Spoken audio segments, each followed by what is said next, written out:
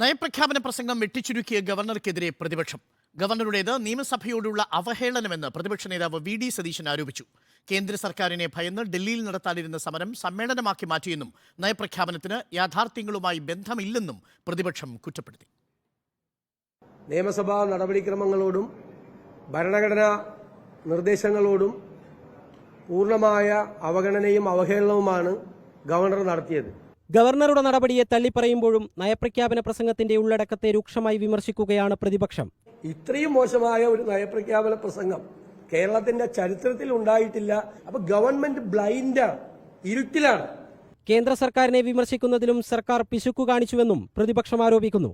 യഥാർത്ഥത്തിൽ കേന്ദ്രത്തിനെതിരായി ഡൽഹിയിൽ സമരം ചെയ്യാൻ പോയ മുഖ്യമന്ത്രി മണിക്കൂറുകൾക്കുള്ളിൽ സമരം പൊതുസമ്മേളനമായി മാറ്റിയത് കേന്ദ്ര ഏജൻസികളുടെ അന്വേഷണത്തെ ഭയന്നുകൊണ്ടാണ് മുഖ്യമന്ത്രി ചെയ്തത്.